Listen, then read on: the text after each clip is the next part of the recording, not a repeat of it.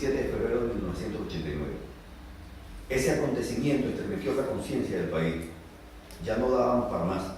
El país había venido dirigido por una élite de bandidos disfrazados de estadistas.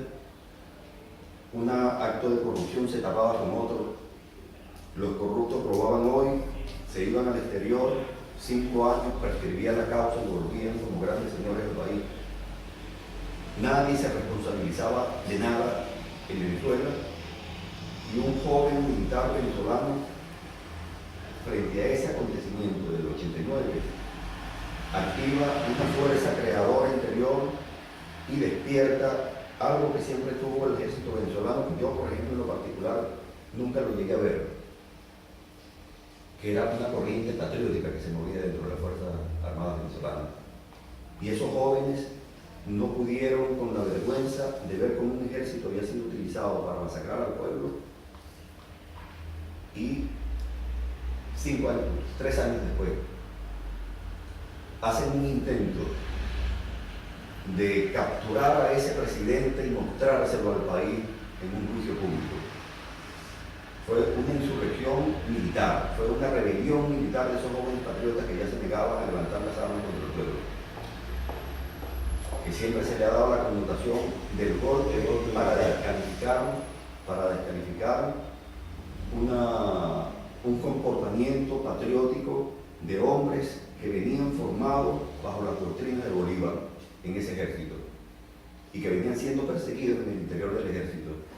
Bueno, cuando estalla ese conflicto de lo que es el supuesto golpe, esa rebelión militar que se produce el 2 de febrero del 92, pasó algo extraordinario que yo siempre lo he atribuido a esos resortes invisibles que tiene la espiritualidad de los pueblos, que le permite en un determinado momento generar rupturas creadoras que generan profundos cambios en el seno de la sociedad.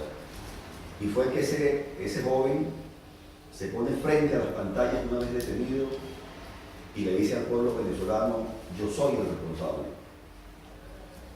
Eso le bastaba a un pueblo para despertarse. Es decir, vio la valentía de asumir una responsabilidad que nadie en ese país nunca había asumido, la responsabilidad de las grandes tragedias que el pueblo venezolano estaba sufriendo.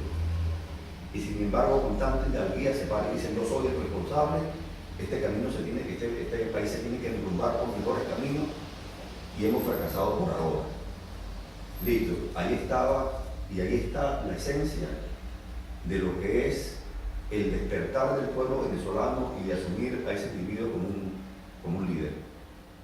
Y mientras estuvo preso, estuvo permanentemente asistido por su pueblo, la gente estuvo esperando. Yo debo confesar que la percepción que teníamos los que veníamos de alguna manera de toda esa militancia, de todas esas luchas, de todas esas confrontaciones, nos resultaba difícil entender que del ejército pudiera salir alguien con esas características. Y nos vimos con muchas reservas, pero ¿será este hombre realmente? ¿No será un gorila disfrazado? De algo que no se planteaba. Y mi madre, que no es política, que no es nada, me dijo: tú estás perdiendo ya el tiempo, chico. Ese es el hombre. Llévame a la plaza, que va a estar en la plaza de Barquisimeto, para verlo. Y lo empezamos a observar en su comportamiento.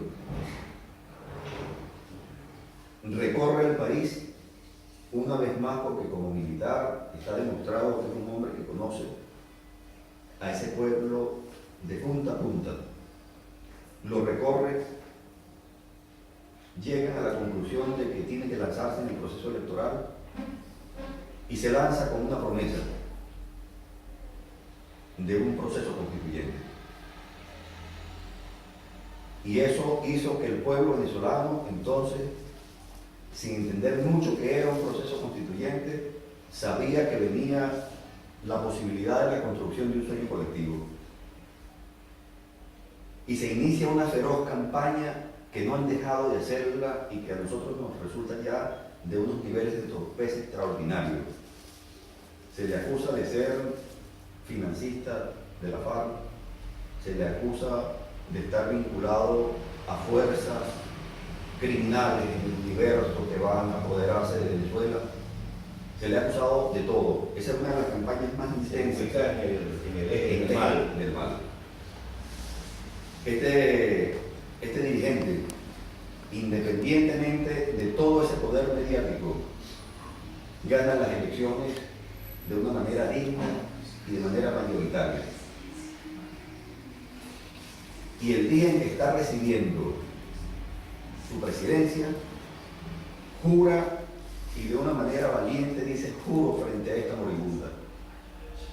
Yo creo que ahí se produce uno de las sorpresas más grandes para nosotros como pueblo, porque siempre nos acostumbramos a ver candidatos que tenían un discurso, que lucían aguerridos, que lucían defensores de los intereses del pueblo, y que cuando llegaban a la presidencia se transformaban en estadistas, curiosamente. En unos estadistas que cuando se dirigían a la nación no decían nada, que eran cantinflas que se ponían dentro de la presidencia y se perdían en un mar de palabras mientras el gobierno era dirigido desde Washington. Esa era la verdadera sorpresa. Cuando se va a producir, se hace un intento de modificación de la Constitución, hubo un cierto rechazo, en el sentido de que él vuelve a utilizar la frase de "no hemos podido por ahora". ¿A qué le atribuyes a ese momento histórico en el que no logran por la primera vez ir a la modificación